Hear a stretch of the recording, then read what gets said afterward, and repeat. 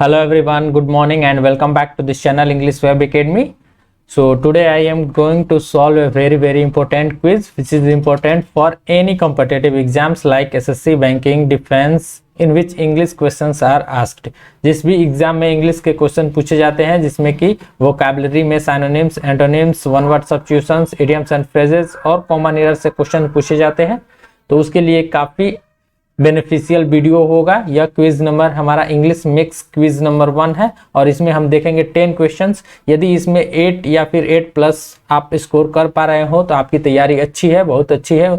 आप ज़्यादा से ज़्यादा स्कोर करने की कोशिश करें। तो यदि आप अब इस चैनल पर नए हैं तो चैनल को जरूर सब्सक्राइब करें। शुरू करते हैं आज का क्विज फर्स्ट नंबर क्वेश्चन से। तो choose correct synonyms of the given words. We have to choose synonyms of the given word. First word is efficacious. Options are option 1 voracious, effective, audacious, impotent. So you have to answer this question.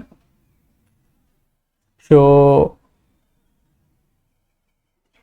see the correct answer, and correct answer is option 2 because efficacious it means कि प्रभावकारी। इफेसियस it means की प्रभावकारी। जिस भी कार्य का किसी भी कार्य आप करते हैं उसका जो इफेक्ट पड़ता है, प्रभाव पड़ता है, तो उसे कहा जाता है इफेसियस। और इफेक्टिव इसी वर्ड से यह बना है, इसका मतलब होता है प्रभाव। So option 2 is the correct answer. And so let's talk about the other words meaning. Voracious it means कि जो भी व्यक्ति बहुत ज्यादा बोलता हो सो उसे वोरेसियस बोलते हैं। ऑडेसियस यानी कि जिसकी ताकतवर या फिर जो बहुत बोल्ड पर्सन हो उसे हम ऑडेसियस कहते हैं। और इम्पोर्टेंट यानी जिसके पास ताकत बिल्कुल भी ना हो। So let's go for next question. And next question is second number question. Choose correct synonyms. We have also choose this question synonyms of the given word. So word is contaminate and options are option 1 sanctify, cleanse, purify, pollute. You have to answer this question. And correct answer is option 4 because contaminated यानी कि प्रदूषित करना। Contaminated यानी कि प्रदूषित करना यानी कि गंदा करना। So this word meaning is प्रदूषित करना। एंड पॉल्यूट यानी कि प्रदूषित करना। So this is the correct synonyms of the given word because ये दोनों एक दूसरे के सिनोनिम्स है। और अदर वर्ड के मीनिंग देख ले यहाँ पे, तो क्लीनेज यानी कि साफ करना, प्यूरिफाई यानी कि इसका भी मतलब साफ करना। So option 4 is the correct answer of this question. Let's go for next question. And we have to choose correct antonyms of the given words. Antonyms यानी कि opposite word meaning of the given word. And word is third number word frail. And options are option 1 elaborate, second fancy, third weak, fourth robust. You have to answer this question. And so let's about the answer of this question. And correct answer is robust because frail यानी कि कमजोर। Frail यानी क्या होता है? कमजोर या फिर जो अटूट हो, बहुत ज्यादा कमजोर हो। फ्रेल वर्ड से फ्रेजाइल एक वर्ड भी निकल के आता है सामने, यानी कि कमजोर होता है, जो जल्दी टूट जाता है। रोबुस्ट यानी कि रोबुस्ट इट मीन्स की काफी ताकतवर। रोबुस्ट इट मीन्स की काफी ताकतवर। And so this is the correct antonyms of the given word. कमजोर का एंटोनिम्स क्या होता है? अपोजिट मीनिंग ताकतवर। And other word meaning is weak यानी कि कमजोर। तो वीक तो क्या हो जाएगा? इसका सिनोनिम्स हो जाएगा फैंसी यानी कि फैंसी। इलाबोरेट यानी कि ज्यादा, उसको इलाबोरेट का मतलब होता है विवरण देने के संबंध में। So option 4 is the correct answer. Robust it means की ताकतवर एंड फ्रेल इट मीन्स की कमजोर। Let's go for next question. And 4 number question choose correct antonyms of the given word. We have also choose this questions antonyms of the given word. And 4 number word is endurance. And options are option 1 indolence, second patent, third tolerance and fourth persistent.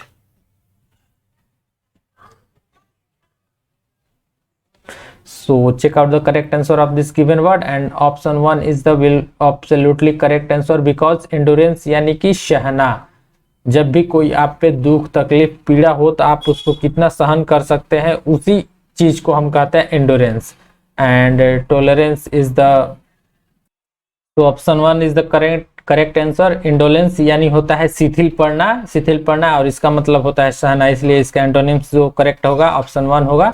और patience यानी कि धैर्य रखना होता है, tolerance यानी कि सहना होता है, तो यह तो इसका साइनोनिम्स हो जाएगा, लेकिन यहाँ पे क्वेश्चन में पूछा जा रहा है antonym of the given word. So option 1 is the correct answer.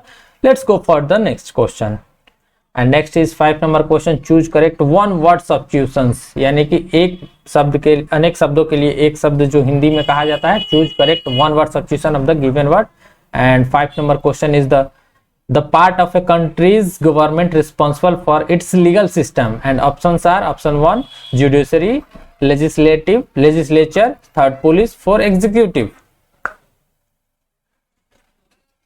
So check out the correct answer, and correct answer is option 1 judiciary. As you know that any country, किसी भी देश में 3 प्रकार की व्यवस्था होती है। जैसे किसी भी डेमोक्रेटिक कंट्री में एक होता है जुडिशरी, एक होता है लेजिस्लेटिव और थर्ड होता है executive.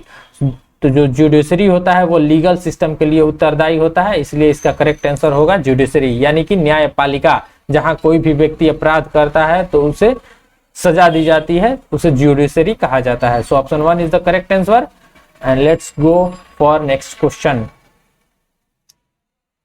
One word substitutions, we have to choose one word substitution of the given word, and options are question is an instrument for measuring the atmospheric pressure, and options are option 1 thermometer, 2nd altimeter, 3rd barometer, 4th ammeter. So check out the correct answer of this given question, and correct answer is option 3rd barometer. Barometer क्या होता है? तो जो कि हमारे वायुमंडल में वायु दाब को मापता है, तो जिसे वायु दाब मापी भी कहा जाता है हिंदी में, वायु दाब मापी। यह बहुत बार पूछा जाता है एग्जाम में, इसे आप ध्यान में रखेंगे। An instrument for measuring the atmospheric pressure. Thermometer वो होता है जो तापमान मापता है, वो भी शरीर का, उसे कहा जाता है तापमापी यानी कि थर्मोमीटर। सो ऑप्शन 1 तो होगा नहीं था, लेकिन यहाँ पे बैरोमीटर का होता है जो वायु का प्रेशर मापता है, यहाँ पे वही पूछा गया है एटमॉस्फेरिक प्रेशर। और एमीटर जो कि धारा यानी कि करंट को मापता है, तो इसे धारा मापी कहा जाता है एमीटर को। So option 3rd is the correct answer. Let's go for the next question.